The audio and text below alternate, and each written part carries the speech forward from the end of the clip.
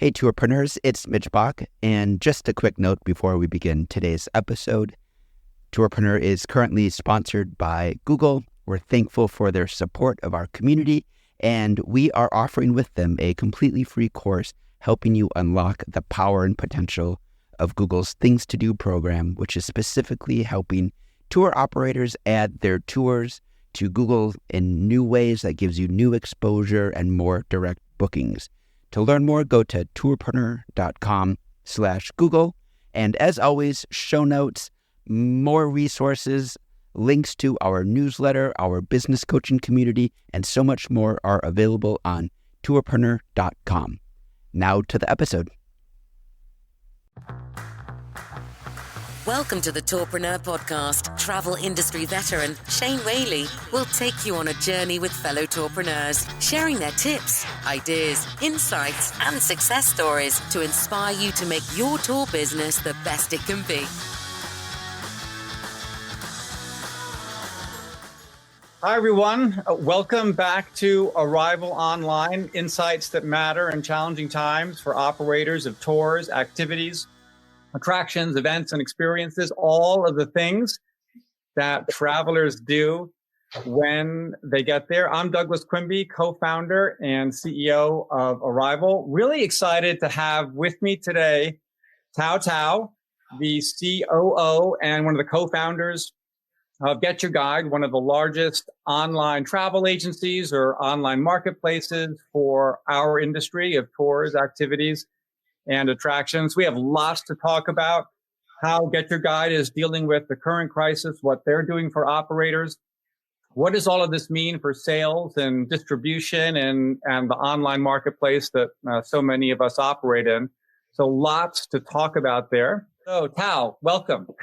And thanks for making the time today.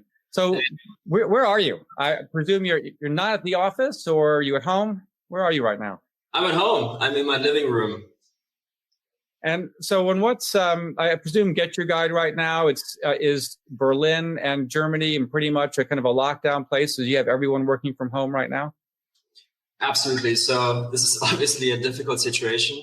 And being in travel, we fortunately, for the safety of our employees, we already had some very early signals from the Asian markets, and then later on in Europe from the Italian markets, how dire the situation would actually be. So actually already 3 weeks ago, I think we were the first company in Berlin that sent everyone home. We then instituted a global work from home policy for everyone. We migrated our customer service within, I think, 18 hours to work from home. 600. You have 600 employees, something like that?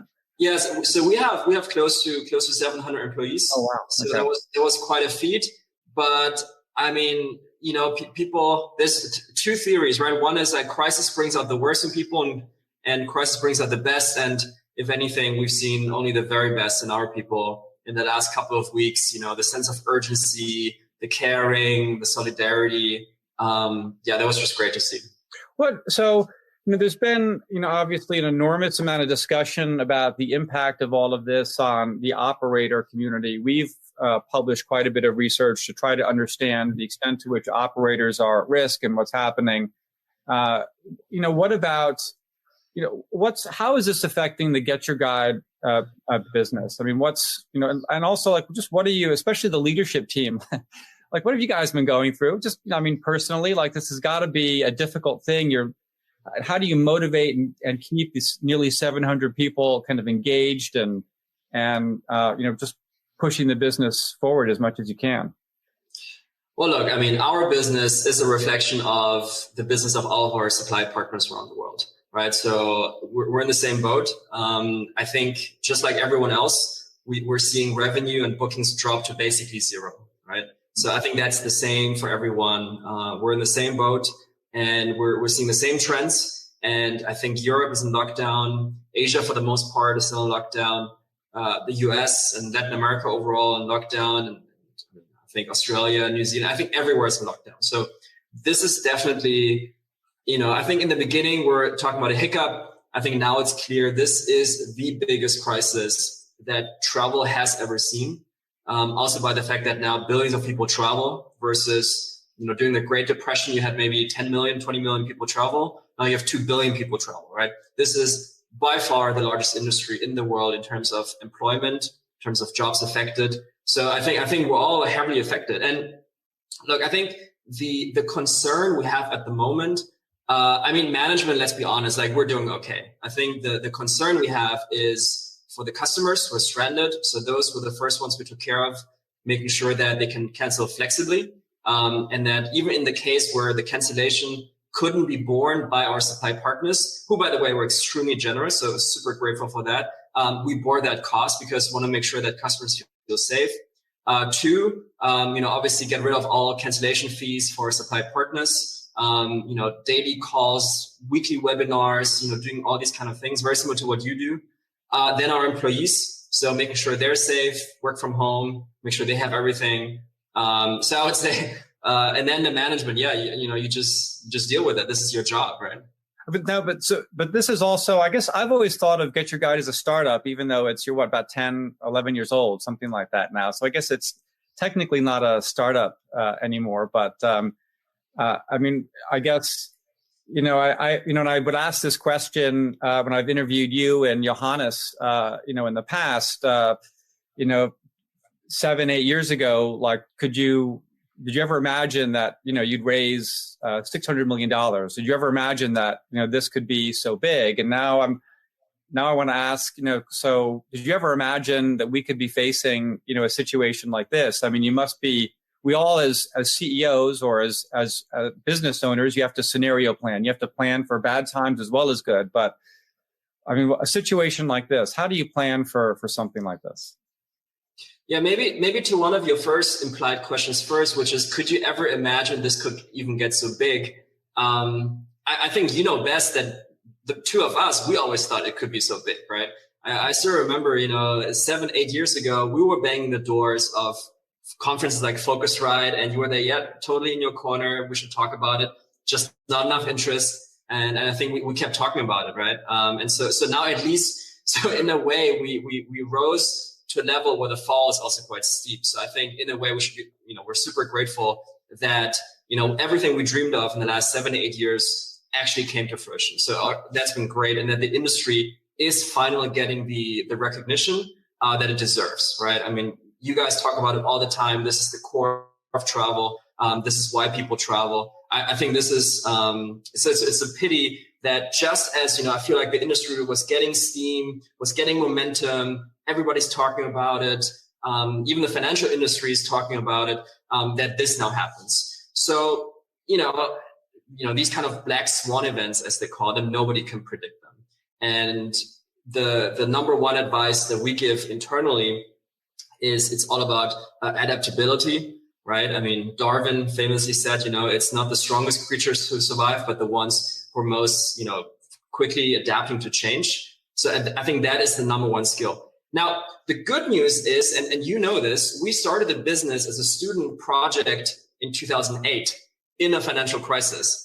And we bootstrapped the business for 2-3 years without raising any external capital. So, this is in our DNA. And when we had the town hall with our teams and telling them our core values were shaped during a crisis, and, how things like thriving in uncertainty, taking ownership, simplifying things, customer centricity, how these things sound easy in good times, but make even more sense and even more important in difficult times. So, we were born in a financial crisis. So in a way, the startup juices are certainly coming back these days. So there's a ton of questions that have come in, but I just want one more question to ask of you before I go to some of our attendee questions, and it has to do with something you said, like how you first thought, well, this, it's kind of looked like a hiccup, but now it's obviously evolved into something that's, much more serious for the industry. So, here's the $1 million question. What are you planning for the future? How long is this going to last? When are people going to start booking again? Yeah. So if I knew, right. I just got off the phone with one of the most famous economists in Germany, talking about this question, because I think this is the question on everybody's mind. I think it's kind of like tea leaf reading, crystal ball reading. I think the number one advice, and this is the principle by which we operate, and this would also be my advice to other companies, because this is the advice that we got from investors and mentors, is hope for the best, but prepare for the worst. So, you want to have a plan in place. You want to have a cost structure in place. You want to have the contingencies in place that this could go on for much longer, right? So we're planning for basically, a very depressed market in Q2 for sure, into Q3 even. Q4, I would say modest recovery. And then I hope that 2021 will then return to normality a little bit. But look, I think prognosis at this point, there's too many variables. It's funny how during these times, everybody's now suddenly an expert on virology and pandemics. So I wasn't going to ask you about that unless you want to dig into it. So unfortunately, so you got me today, not my co-founder Johannes. He's actually, molecular biologist. He worked with coronaviruses in a lab doing his master's thesis. So he would have been a good candidate to talk about this. But look, even the best experts disagree, right, at this point. So I think all we can do, we can control our fates, is to focus on, preparing for the worst, for a prolonged downturn, preserve cash, and because ultimately you want to be ready for recovery. So what we tell everyone in our team is, we know people. So what do we know? We know that people will travel again, and we know that people will want to experiences again, real experiences, not just, virtual experiences or VR experiences. People want the real thing. They want to smell, they want to see, they want to feel, they want to hear, they want to get all the experience that you can get on a tour, an experience, a bungee jump, an attraction, feel the sand when you see Petra. So I think this will come back. And so what we should focus on, and what we encourage and advise all of our supply partners to focus on, is, try to go into hibernation mode, preserve your resources, and be ready for the rebound when recovery can take place. So there's a number of questions that have come in. So this first one, and it's got a lot of votes, more than 40. This is from Giuliano Orlando, hope I'm pronouncing that correctly. So really, he's just asking about, support for suppliers. So what is GetYourGuide doing now, but also coming out of the crisis? And he's referring to reducing or removing fees. And so I want to bring this up too, because just earlier this week, Airbnb announced for its experiences division that it was going to waive all host fees and commissions up to $1,000 for the first 2 months once people start booking again. So what are you doing for suppliers, number one? And the big question, hey, can you give everybody a break on commissions to help operators get back on their feet? Yeah, totally. Maybe let me start with what we're doing, and then let me address also how this fits into your question on Airbnb. So I think the number one thing we're doing is, this sounds maybe a little bit cheesy and maybe a little bit simple, but just to be there for supply partners. So we are on, daily calls, or every 2 days, talking to our suppliers. What's the situation? When the first wave hit, there was a lot of calls on cancellations and dealing with them. The other thing that we're doing is sharing as much information as we can. So, I think what we cannot change, let's also face that, is we cannot, magically conjure up customers, because nobody is traveling right now. So I think that's a difficult part that, we'll all have to accept, that, we're accepting. And so, trying to share as much data as we can. We recently put up a page, just advising small businesses on how they can apply for, what are things we know about government subsidies in the respective countries. So that's one of the things we're looking into. And the third thing is doing everything we can to get ready for the recovery and bring bookings back. I think that is the number one thing that we're focused on with the team right now. But on that, let me just jump in, because I was ad-libbing a bit while we lost you for a second. But one of the things that it's very clear, like, number one for operators is, it's right now it's cash flow. And operators are, they're, whatever reserves they have, they're just watching the numbers go down. So, what can the broader industry do? What can online travel agencies do to support operators with what's really the number one issue? Totally. I wish there was a magical answer to the cash problem, the entire world has a cash problem right now. So I was just, we had a webinar earlier with some of the other entrepreneurs, and one of them runs they run a payment company. And, without sharing the exact stats, the decrease in offline payments in all of Europe is staggering, right? Like even governments struggle with, helping businesses right now.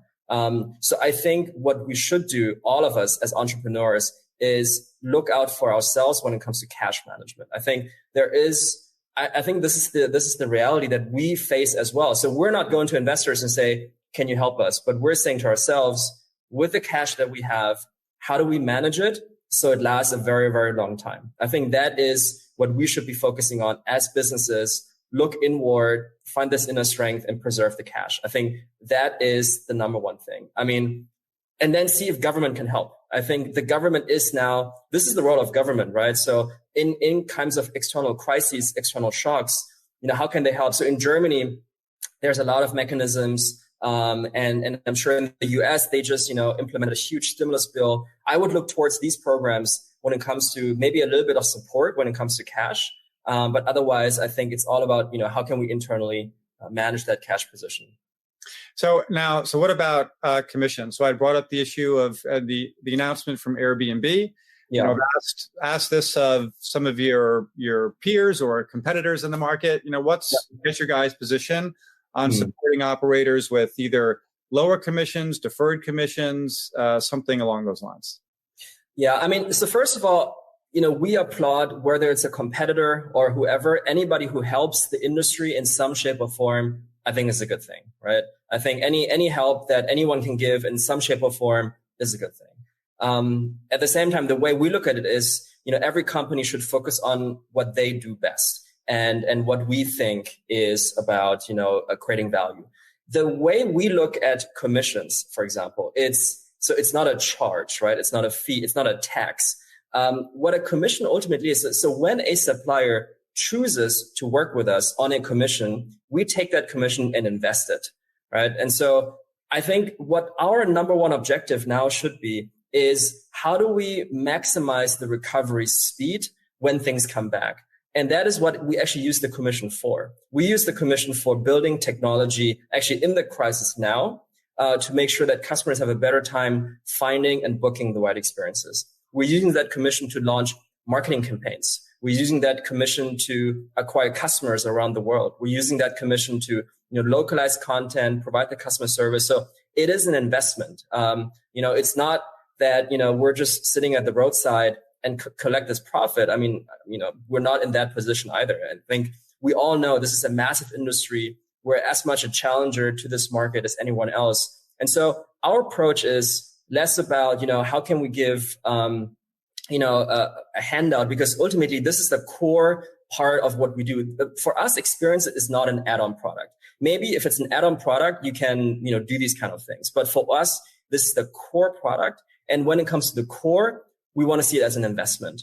And for us, it's not about a 60-day, 90-day, whatever relief period. For us, it's about how can we take that investment and invest sustainably in for the next, 60 months or something. So what are some of the things that will need to happen once travel restrictions become eased? What are the things that the industry and GetYourGuide can do to help speed the recovery on the operator level? I mean, are we looking at, there's been a lot of talk about a lot of discounting, a lot of change in products. Like, what are some of the things that operators should be mindful of and that you're thinking about once people can travel again? How do we really start demand? Yeah, totally. Look, I think there are two elements to this. And we are, by the way, this is the work that our sales teams and account management teams is doing today, which is to A, deal with the situation, and two, work with you to think about a rebound, right? Also psychologically, I think it's just a nice exercise because this way, if you imagine the light at the end of the tunnel, then, maybe it will come a little bit sooner than we think.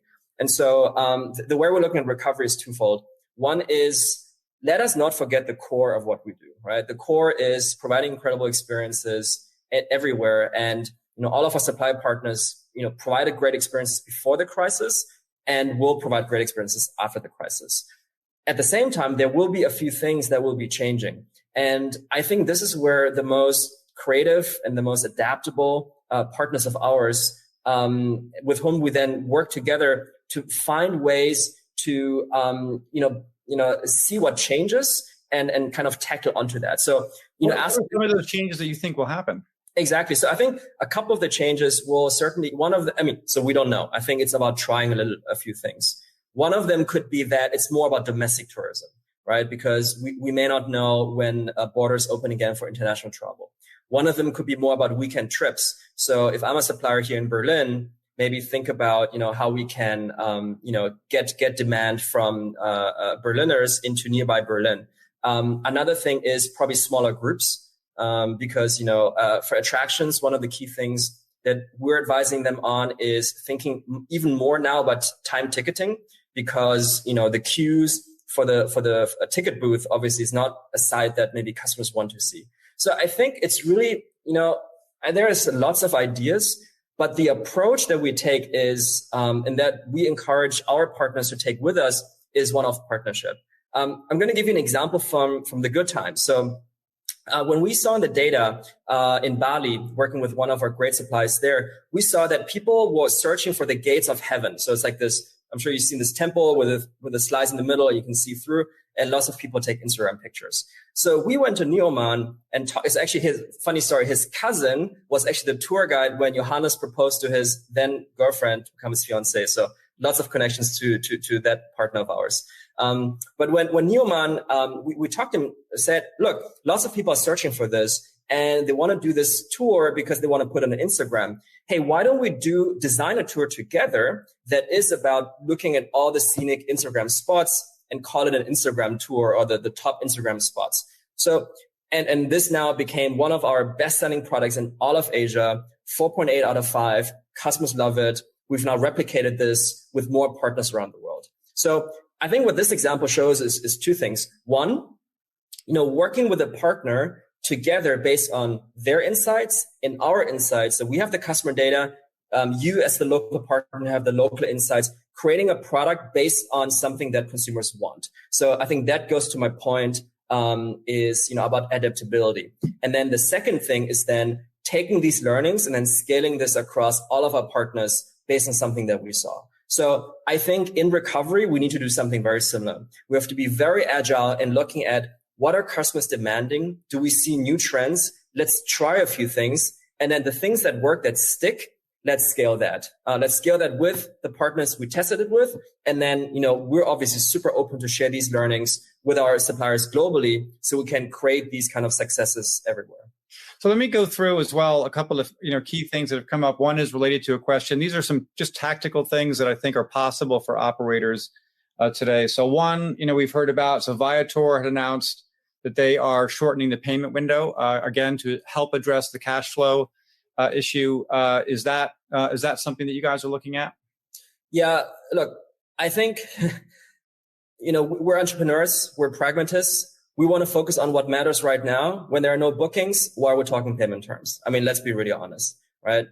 When we see a recovery, yes, then let's look at these things, right? Let's look at payment terms. Let's look at how can we optimize cash flows. But, we're focusing on right now what is most urgent at hand. So I'd rather talk to our supply partners today and share some tips on cash management, right? Not about payment terms. I think what is the most urgent thing right now?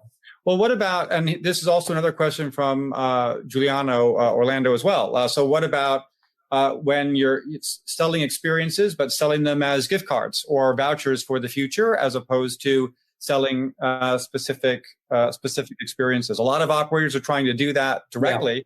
Is that something that OTAs could do?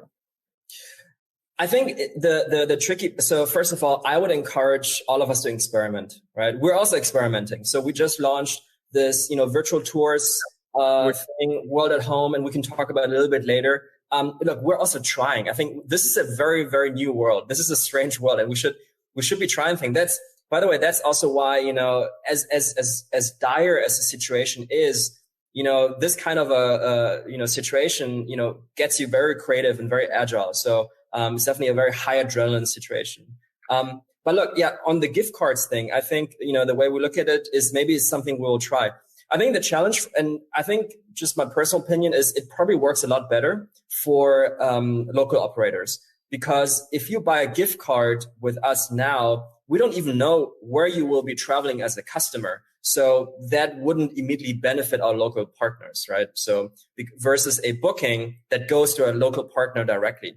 I think the good thing is, and what we still see just a little bit, is the optimists in our customers who are still making bookings today 4 in 6 months, right? So these are customers that think, hey, look, maybe markets will open again. But obviously this is very, very small. So I'd rather do that than a gift card where, I don't think this is the best way how we can support our suppliers today. So there was even one question that came in from an operator for me directly this morning. This is a small operator, this is regarding to payment terms, where the small operator, I think that, so you guys owe her $43, but because it falls, I think, below like an amount threshold, you wait until the amount exceeds $50. But for her right now, and there's so many companies, 86% of operators in this industry do less than $250,000 a year in annual sales. So for that small individual operator, that $43 is a big deal. So what about even relaxing something like that in times like these? I mean, I would say in these situations, let's talk, right? I think this is a perfect example where this is why we have account managers who work tirelessly with our partners. Look, let's just have a chat. I'm sure this is something we can solve. I mean, if this is something that, will bring a little bit of relief, absolutely. Fair enough. Well, so now you mentioned online tours, and I want to bring this up. So because GetYourGuide has launched some, I feel like within the last, 3 to 4 days, suddenly virtual tours, online tours have become kind of one of the most talked about items, like as operators are looking for things to do. I actually have a poll, and I want to just quickly share that with everyone. Let's see if I can. Alex, if you're there, for some reason I'm having difficulty. I don't have the option to start. There we go. Fantastic. Thank you. So if I'd like everyone just to take this poll so we can see what the results are now, and to get everyone's opinion. So, but Tao, I'd love to ask you. So you're starting this. What are you seeing? Is this really going to help operators, or is this just kind of a fad for the time being? What's your take on virtual tours? So I think ultimately our customers need to decide, and in these times we should try different things. The way I look at it is that this will not be a replacement for our industry, right? We have some of our virtual tours ourselves. We had a really great cooking class with one of our guys who does the cooking classes. We had a drag queen in Berlin who normally gives our queer Berlin tours. So with this World at Home series, where we're trying to bring the world to home, we're trying to do some of these things. The challenge I see, however, is that, this is a field where we're competing against Netflix, PlayStation, Disney, TV, and, esports and these kind of things. So I think it's hard. Are you charging for them? So we're not charging for them. Look, this is our way to make customers not forget that travel is here to stay. That travel is about all these individuals who create incredible experiences. This is, keeping our audience engaged about, the incredible world that is out there. I don't think it can be a full replacement for the operators. Yeah, and that's clearly the consensus from the poll here, where the vast majority say it's a little helpful, somewhat helpful. About 1 in 5 of you say it's a waste of time, which is fair enough. I mean, certainly when it comes to revenue generation, there's a lot, I'm sure, that's still to be done there. So here's an interesting question from Elsa Erasmus. So she says, "Hi, Tao. With many people saying operators should focus more on direct website sales, and there's lots of marketing folks and res systems and all of that really focusing on that, and so focus on direct website sales and less on OTAs. what's your take on that? How does what's an OTA's position on that? How do you kind of manage that and work with your operators? So, I mean, from one entrepreneur to another, my advice is focus on sales, right? I mean, wherever your sales will come from. And then this is the advice that I think is always valid. Then think about the return on investment to acquire those customers. If your return on investment in, investment through own website, own marketing, and all these channels yield a higher return, do that, right? If working with someone like GetYourGuide will bring you a higher return because I think we can do very efficient marketing at scale and do localization and do customer service in multiple languages and do these technology investments, then do that as well. So I would just say, focus on sales and focus where you can get the best return on your investment. And that's what we try to do. So when we have conversations with our partners in our local offices, this is the conversation where we say, look, this is what we're investing. This is what you're investing. This is the alternative if you invested in your own website and all these other things. What do you think is a great investment and what can we do more of? So here's just a specific question from Diana Flores. She asked, I haven't heard from my market manager for a month, not even a check-in call or an email. I feel that GetYourGuide is showing great results, initiatives, and numbers worldwide, but is missing out on the relationship part. And also with the other question I'd had from the smaller operator too, that was trying to get the $43 back. She was getting emails back, but hadn't yet gotten an answer. So, and look, you guys, you have 700 employees, but you've got how many tens of thousands of experiences and operators you work with around the world. And you do millions upon millions of bookings, or you do when there are no virus outbreaks. So how does that small account, like how does she, when she needs to get somebody on the phone or push through, how can she get her voice heard with you guys? Yeah. So first of all, sorry if we haven't gotten back to you. So this is a super difficult time. What I can guarantee you is give us some time. We will get back to you. Our account managers in our, I think at this point, 16, 17 offices are working day and night. They're doing nothing but calls with our local partners. I think we have, in the industry, more account managers than anyone else out there. And everybody is working 100% to talk about this issue, payment, cancellations. Nobody is now working on, doing new things. Right now, we're all just managing the crisis. Our customer service is still there. We're still doing, support from a customer service, also not towards suppliers. So I think this is just a super, super difficult time. And we will try to get back to you because, that's our mission. This is a partnership. And if we haven't, then I'm sorry, and just give us a little bit more time, but we will get to you. So there's a great question here from Chris Torres, which is actually part of a series of questions I wanted to ask about. I know we're talking a lot about operators, but what is this? What's going on here? What does this mean for the online travel agency landscape? And work we've done, we've identified upwards of 120, 130 online travel agencies that focus on this sector to some degree or another around the world. How many can survive? What does this? What does this mean? How does your business model change? What does the OTA landscape look like for you and for the industry post coronavirus? Yeah, this is a great question. Thank you.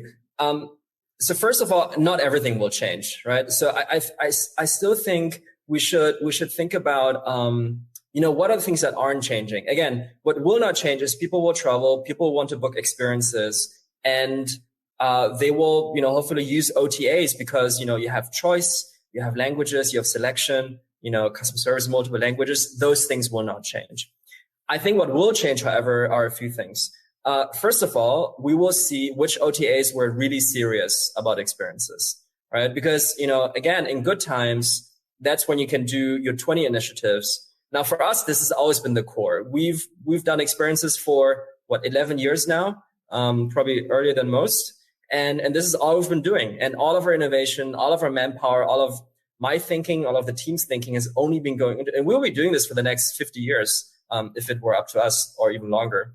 And so I think we will see how serious traditional OTAs, the ones that usually sell hotels and flights, are about this, right? And what are the things they're cutting first? I think that's one. The other thing I think you will see is which of those OTAs were the ones who actually invested into A, relationships, and 2, technology, right? Because, we were so grateful in this crisis now when we had all these cancellations, seeing the goodwill of our supplier partners work with us to handle all these customer requests was immensely gratifying. And we were seeing goodwill rates, working together with these suppliers way above than, what we've seen in other industries. So I think that relationship really shines now. And also, I think now in this crisis, in this next 6 months, is when, hopefully you will see our commitment to the relationship, right? If we still talk to you, of course, right now, crisis, everybody's fine. But if the test should be, are our account managers still talking to you in 3 months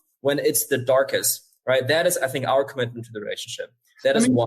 So let me, but also, our research has indicated that, if things really don't start to turn around, and we'll see what happens as some of the government programs begin to roll out, and if that can extend the lifeline a bit. And we're tracking this on a weekly basis with our operator surveys. But the research indicates that by 3 months, if nothing changes, we're looking at 40% or so of operators basically closing down. If this extends beyond 6 months, then we get into well over 50%. What does that do to the industry? What do you do if suddenly half of your operators are no longer in business? Look, I think the problem is not our problem. I think the problem is much more severe for those operators, right? So what I mean is that I'm not, my first thought is not, oh, we lose some supply. My first thought is, these are partners we've been working for 10 years. Like when we started this business, I was doing sales calls, signing up suppliers. So I know a lot of first names in the industry. So my concern is much more about, we have one supplier who, was a refugee in Amsterdam and was a tour guide. He couldn't get his visa extended. And so we actually helped him set up he started listing his own tours. And because he could build his business on and start to employ people, he could get a visa. Now he has a family, and now it's a thriving business on GetYourGuide. I think, these stories, I think is the problem is if they go away, that's my concern.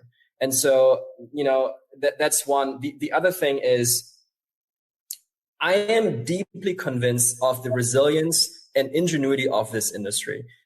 Tours and activities has never been a limelight, look at us, we have all these awards and associations and whatnot industry. This has always been an industry of grassroots entrepreneurs, super agile, super perseverant.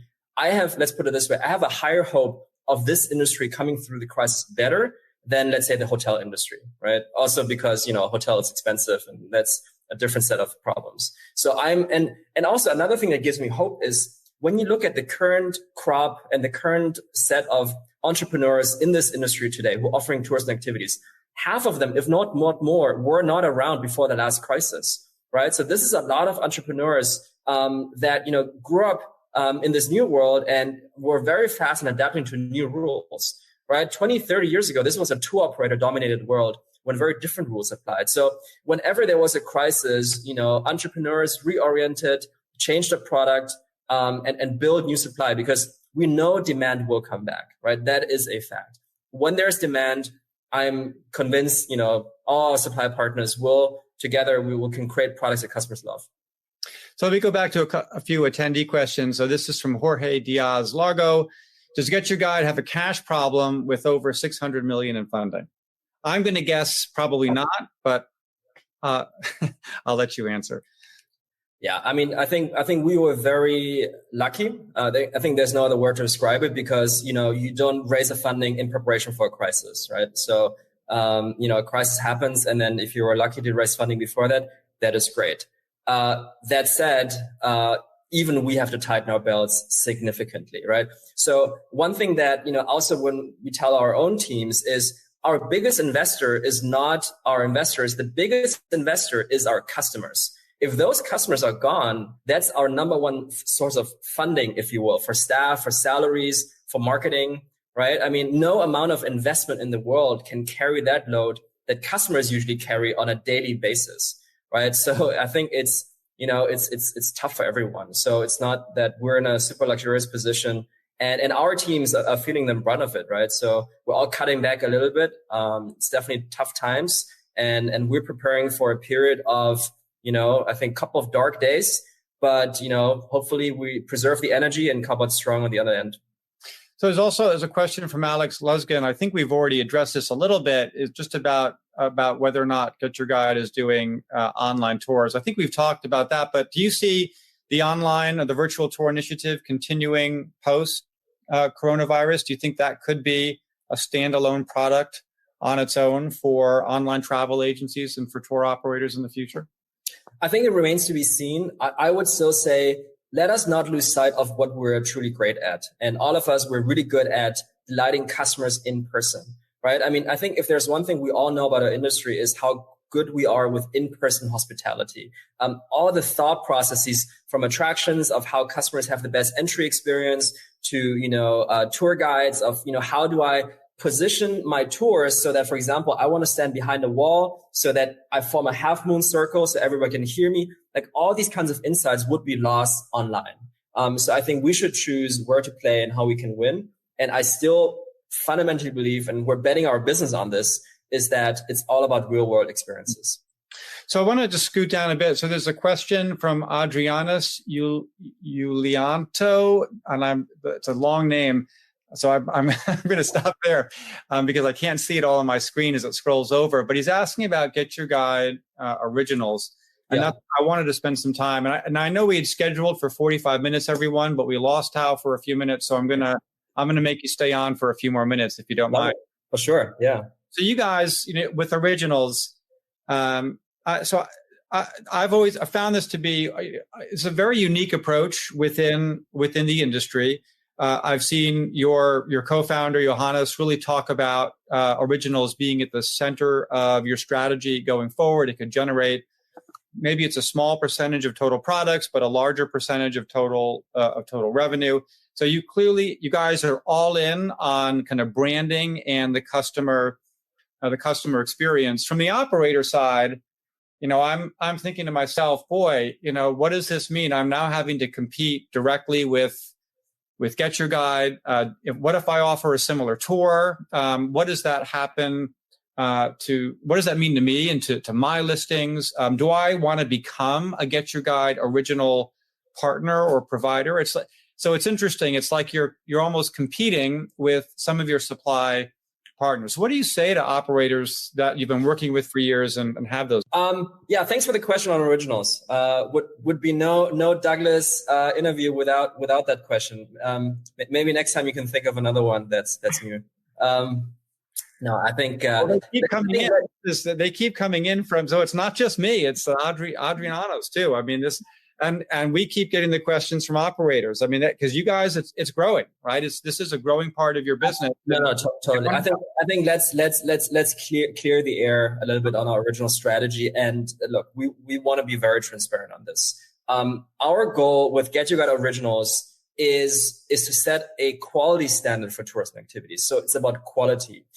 Actually, the example I was telling you earlier about this Instagram tour that we're doing in Bali, that now became an Originals. Why? Because it's a great experience, right? And so I think there are two elements to your question. One is, is it competition? And two, what about branding? Maybe let me start a little bit with branding.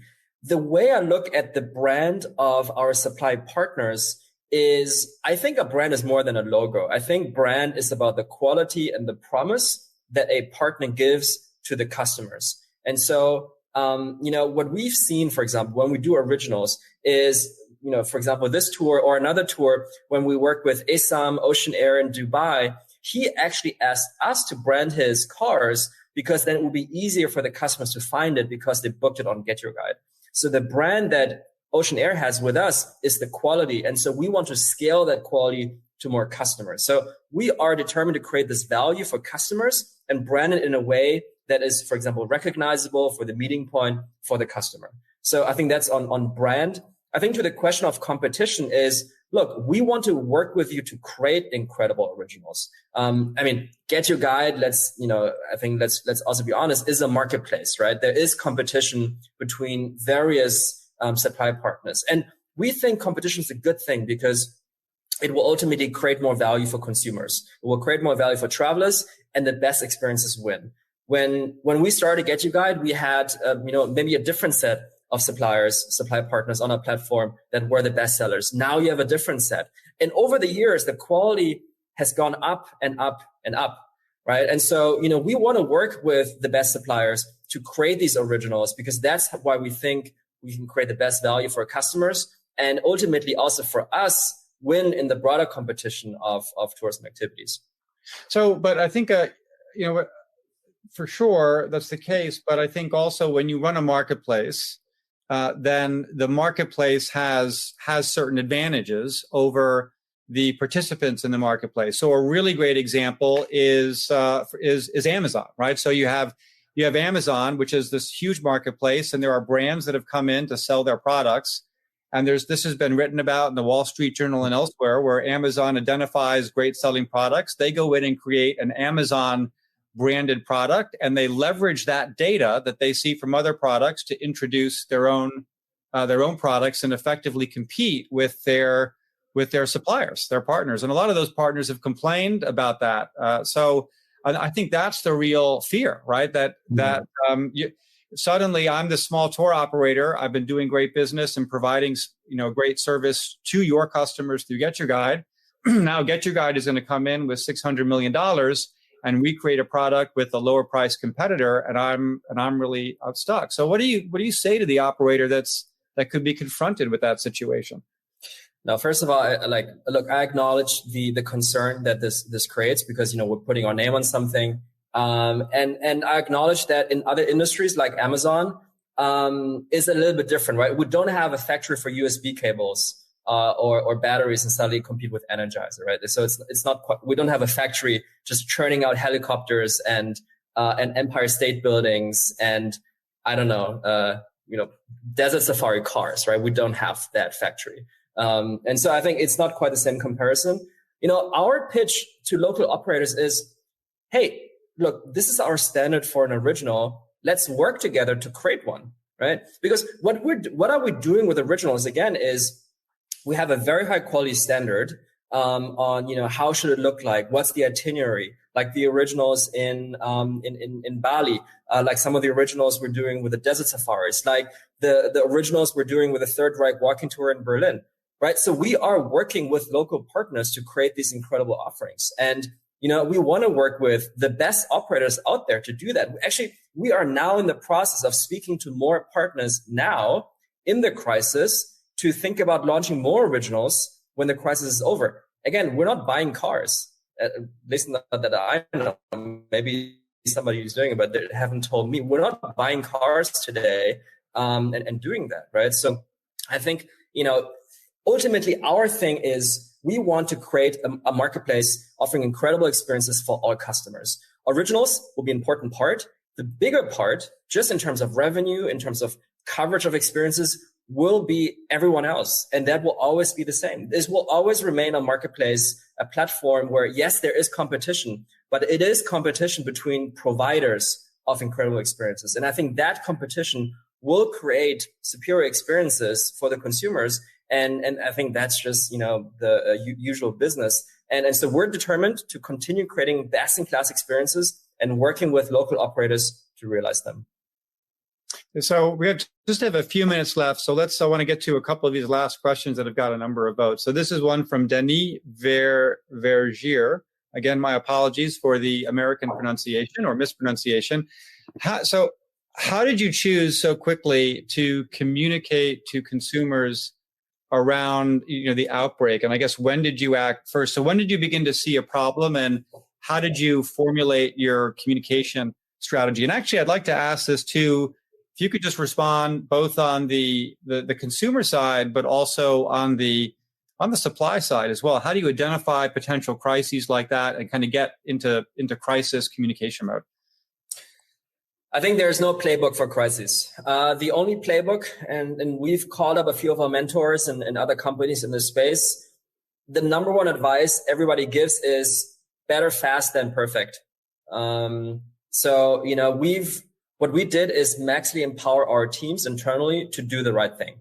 So if that meant canceling bookings because we think it's a hotspot, let's do that, right? If it means, reaching out to supplier, working with them on cancellations, let's do that. If it means, closing our local global offices and sending everyone home, let's do that, right? So it was just a lot of, empowering the local teams because they get their information more quickly. So I would say 2 principles. One is empowerment of your teams, and 2 is better fast than perfect. Other than that, I think you kind of write the playbook as you go, or as, I think Reid Hoffman always says, you kind of assemble the helicopter on your fall down. I think that's the same as in any crisis.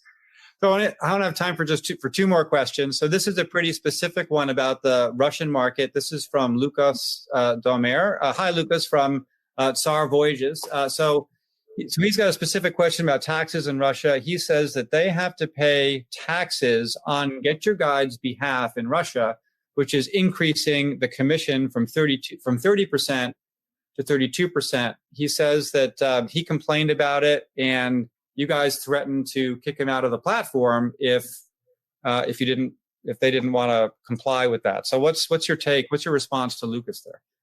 Yeah, Lucas, thanks for the question. So I am not familiar with this specific case, but again, we have an incredible team of account managers. Actually, one of our finance guys just slacked me while we're having this call, said the 46 euro problem, we'll solve it. Right. So we're on it, right? I mean, this is a very passionate team that wants to solve, problems that our supplier partners have, because again, without them, without you, we have no business, right? So we want to solve these problems with you. And, when it comes to individual things, maybe during the crisis, it will take a little bit longer, but we're committed to excellence for consumers, and we're committed to building the relationship with you. And so let's just talk about it. I think that's my honest answer, because I'm no tax expert, let alone about Russian taxes. But we have people who are experts, and I fully trust them that we can take care of the situation. Great. So one last question. Before I do close with this last question, I want to let everyone know, I know there's a number of questions that are in here. So the conversation doesn't have to end here. So the GetYourGuide team has offered to take some time and join Arival Connect, which is our discussion forum. And we're going to load some of these questions in there, and there's going to be a GetYourGuide representative to help address some of those questions. So you can join us all at Arival Connect. There's a link if you go to the chat field, just to the left of Q&A, there's a link there, so you can all go and click on that, and then you can begin to join that discussion. And we have lots of other discussion threads in there as well from other companies and on other topics. So the last question, Tao, this is a great one from Michelle Meyer, and I think it's really, a bigger question. And I've been using this as kind of the last word to, close each of these. Is, what's your last, the last thing you'd like to leave with operators in terms of the situation we're in and the rebound when it's going to happen? Like, what's your best advice? What's something that every operator should keep in mind? Yeah, I think a lot of the things have already been said, right? It's manage your cash, be resilient, and adapt very quickly. So, the internal metaphor that we've used is that of the sequoia tree, right? Those are obviously very big trees, and they survive and actually grow in wildfires. Right. And the way they do that is they shed some old skin, protect the inner core, but then lay the seedlings, for when the fire is over, and plant anew and grow even bigger and stronger from that. So, I would love for us to, think about the resilience of those trees, stay strong, and then adapt very, very quickly when recovery comes. It will come. That is for sure. Right. And we believe deeply in this industry.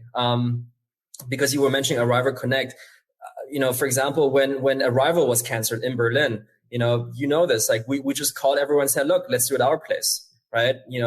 Adapt, continue to invest in this industry, continue to invest in relationships. I think relationships are more important than ever.